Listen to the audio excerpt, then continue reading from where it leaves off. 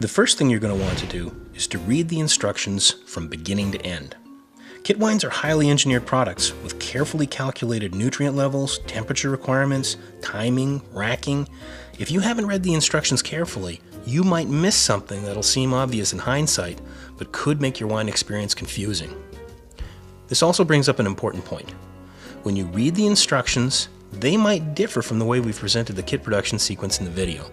Remember, obey your instructions, omitting no detail however slight. We're necessarily genericizing the procedures here a bit to cover as wide array as possible of kits. If your kit instructions have a process or procedure that seem out of sequence, please follow that. It's a guarantee of success. The next step is to get everything ready to use. This means cleaning and sanitizing. Use a good unscented winemaking cleaner. You can't use household cleaners because many of them contain high levels of industrial perfumes, which sink into equipment and stay. They effectively contaminate the plastic, and even glass.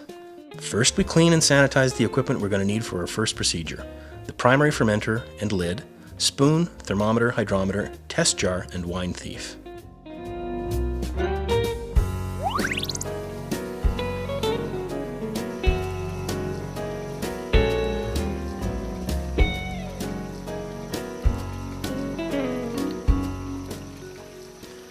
Once the equipment is clean and very well rinsed with water, you can sanitize it. Most winemakers use metabisulfite. It's cheap, fast, and easy.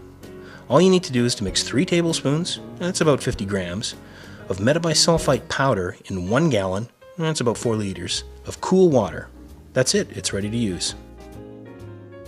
You'll need to dip, sluice, or spray each piece of equipment and let it either drip dry completely or rinse it with clean water.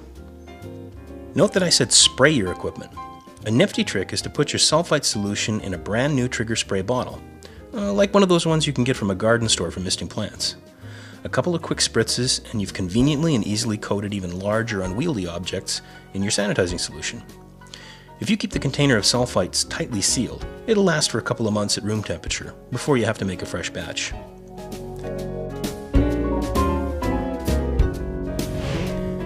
Your kit will ask you to record the production code and wine type, either on the instructions or in a winemaking notebook, which is a great idea. That production code is actually printed on a peel-off label that's easy to pull out and paste into your instructions or record book. Recording this information is a crucial step in ensuring the success of your kit. If you have a problem or even just a question about it and call your retailer, the very first thing they're going to ask is, do you have the date code? With that code, WineXpert can tell you everything about that kit and help narrow down any issues you might have. Another good reason to write down this information is the opposite. What if it's really good? Will you remember the name of the kit, the specific brand and type, when it's aged for a year or two? Writing it down in a notebook will also let you record your later impressions of the wine as it ages. Good record keeping will help you repeat successes. One last little thing will make your life easier. You should pre-mark your fermenter at the 23-liter level. If you try to measure by hand using a measuring cup, you're not going to have notably accurate success. Far easier is to take your carboy, fill it up with water right to a level about 2 finger widths below the point where the bottom of the bung will rest when it's inserted. You can then either pour or rack the water into your primary fermenter.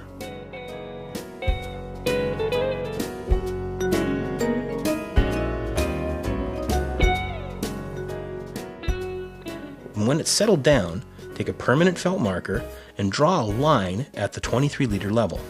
You'll never have to measure it again, and it'll be right every time. Open up the kit box again and check your contents. Some kits not only have more than 1 packet of each type of ingredient, others actually have more than 1 bag of juice. Consult the instructions. A second, usually smaller bag of juice is most likely a sweetening pack to be added to the kit after fermentation is finished. This increases the sugar content to make for an off-dry or even a sweet wine. Put that packet aside with the rest of the ingredients and save it for when it's needed.